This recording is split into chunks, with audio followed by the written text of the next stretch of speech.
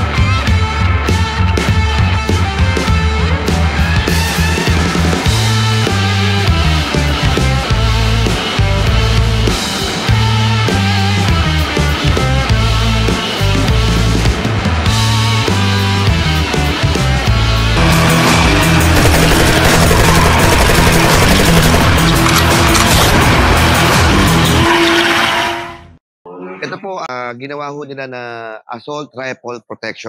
So let's check yung inside niya. Kahit lagi natin binablog yung ating assault rifle protection and handgun protection. So ito po, assault rifle protection. Level B6. So silipin natin kung ano ang meron sa loob niya. Tara. So, Ito, no? Kung titingnan ho natin yung ating unit po, no? Lagi ko sinasabi sa inyo, no, na napaagaan po nung ating mga pintuan na ngayon compared sa dati po, no? Tingnan ho ninyo. Pag binuksan ho natin. At pag sinara ho natin, kung makikita ninyo ang ating alignment po ay napakaganda. Hindi nyo kailangang islam po yung auto. Itulak nyo lang, ho. Ayan po. Ayan po. Tulak lang ho natin. Maganda ho ang lock. Ayan po. You can check. Ayan po. So, pasok po tayo sa loob, ano, para ma-features naman natin kung ano po yung mga iba pa na nandito. Napakaganda ho nitong ano, Lexus na to. Interior niya, sobrang ganda. Talagang wala akong masabi pag Lexus po, no. Ito, no, meron na ho tayong camera nandito. Meron pa ho tayo dito. Meron pa ho tayo dito mga monitor. So, napakadami ho talaga niya. And marami hong control. So ito po, 600 po na Lexus mo. Meron po kasing 500 na LX 500 at meron pong LX 600. So ito po is assault rifle protection. So ibig sabihin po, ang thickness po ng ating mga salamin dito is around 41 mm, no? Lahat po siya. And our steel armor is around 6.5 mm with Kevlar. So yung ating pong steel po, meron pong backer na Kevlar. With in case po na naka-special bullet sila is wala akong penetrate sa atin. So, ito no, lagi naman tayong meron ng overlapping. Ayan po. Meron po tayong bullet catcher po. Ito po. Na kapag nakasarap po ang ating mga pintuan, makikita ho ninyo na halos wala pong gap dyan. Kumbaga, eksaktuhan po yan dito sa ating in-between. So, the purpose of that is wala pong pwedeng maligaw na bala po. Kasi po, ang bala po, once na pumasok po dyan, naghahanap po ng lalabasan. So, which is meron po tayong mga bullet catcher. So, in this portion naman po, no, sa may side mirror natin, meron din po tayong armor dito. Ito po, armored po yan. Ayan.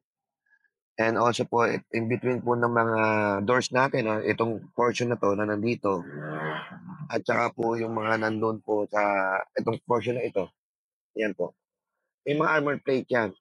Kasi po, hindi natin napapansin, no? Kapag nakasara po ang ating pintuan, meron po yung gap dito. Kung wala po siyang armor dito. Pag nakasara po yan, ito po yung medyo may mga gap dyan na area. Kaya po yung armored po natin, talagang complete po na yung mga portion natin na nandyan po, malagyan natin ng protection. We've been for 22 years na po sa armoring business, no? Kaya ho, siguro sa dami ho ng ginawa ho natin, napapansin ho natin kung ano yung pwede pa nating i-develop for the next. Kaya po lahat po ng ginagawa natin, alam natin na secure po tayo dun sa mga protection po. Yung ating po mga hinges, no, nung araw po kasi is, ano na po, reinforced lang po yan. Ngayon po, fabricated na po, ito po, ayan mga solid po yan 'no, yung portion na yan, solid po yan na talaga hong minasinsya po ng buo. Kaya po, matibay ho siya. Hindi ho siya wineld para magdugtungan po na nakaganyan yan. Talaga hong solid po yan na buo na minasinsya po, tinanggal yung portion na yan para mag-fit talaga ho dito.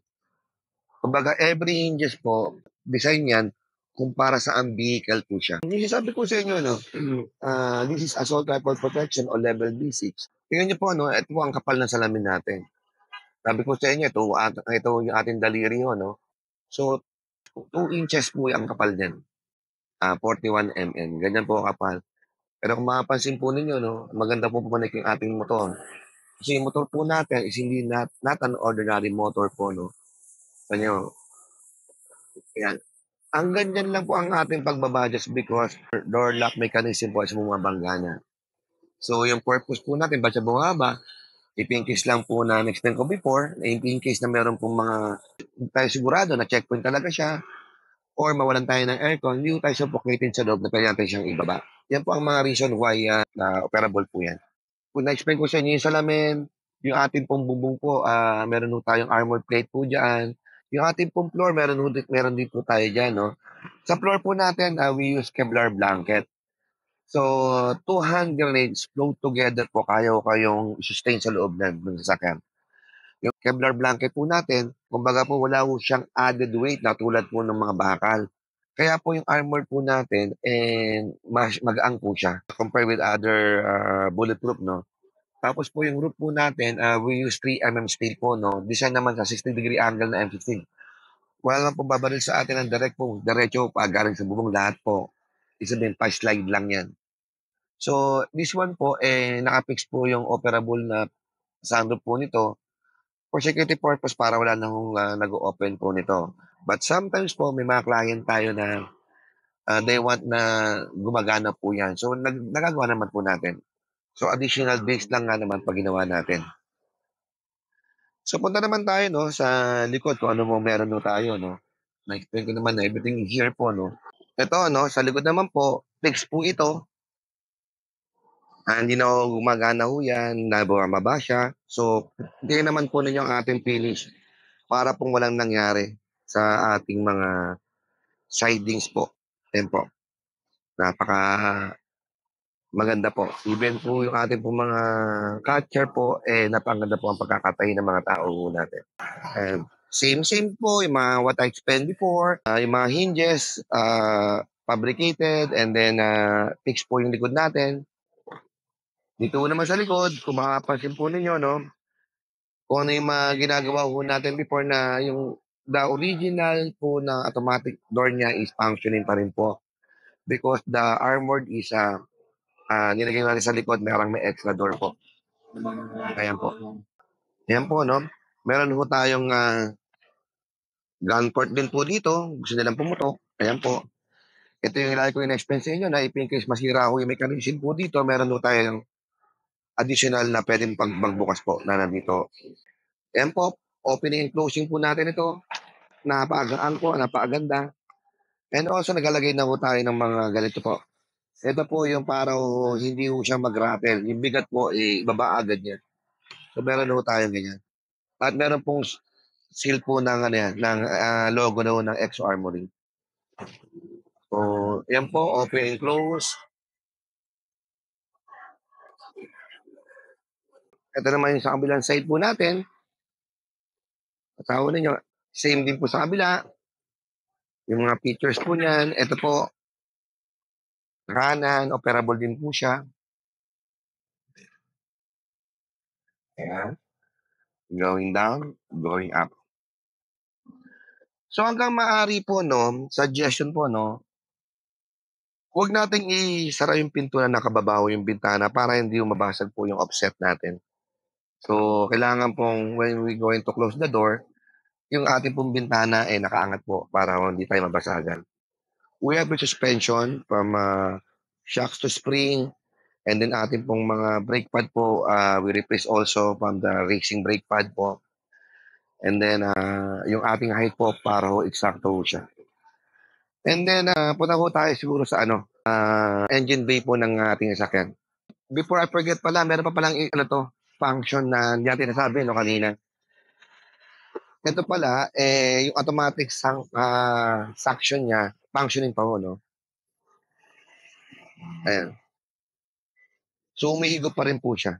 So, ayan po. Talagang yung features po ng mga auto, nababalik po natin. Ayan.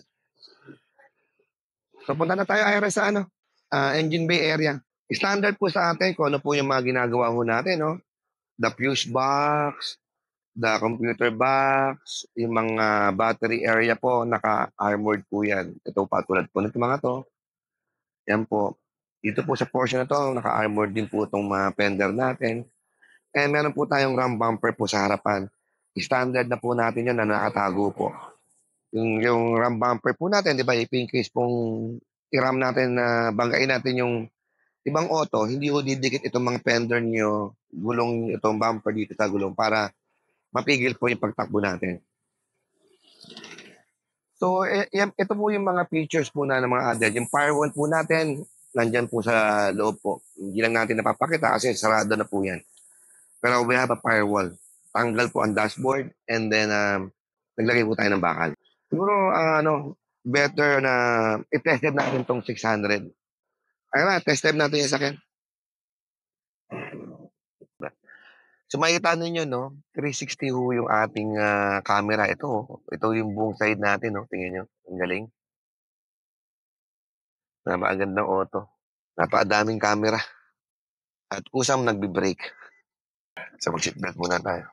LX600 po ito, gasolina. Napakagandang power meron ito, sigurado ko. Parang hindi naka-armored ng assault rifle. Additional 850 kilograms to 900 kilograms. Hindi mo maramdaman sa otong ito na nagdagdag ka ng added weight. So itong otong to, no, iikot lang muna natin para ma-test drive natin. Pero this is ready for delivery. So, happy-happy ang customer natin dito pag na-deliver. Like kahapon, we have one client na nagbisita sa planta, nakita ito. Ang ganda talaga ng Lexus. Ayan, no? Grabe. Preno. Ayan po. Hanggang sa braking system po nito, napakaganda. And right, sobrang comfort. Alam mo yung pag pasahero ka dito talaga makakatulog ka eh. Parang nasa aeroplano eh. Iba rin ang power niya.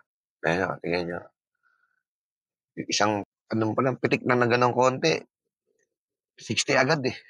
Ah, kung talagang may budget po, I recommend this car. Napakaganda. Patingin natin sa U-turn para ma-feel naman natin yung ride. Actually, kahit isway niyo po ito eh. Bumabalik agad eh. Ayun po, tingnan nyo. Kahit isway niyo siya. Di ba? At may mga po to, may mga sports mode po to na pwede nyo paganahin. So, siguro na feature ko na po itong LX600. Shoutout tayo sa mga kaibigan natin, no? Mga kuyang sirs, magandang hapon po sa inyo, no? At ang akin pong taga-video ay dapat ma-mention po si Ira. Dati si Rapin po, ngayon Mariano na. Ayan po.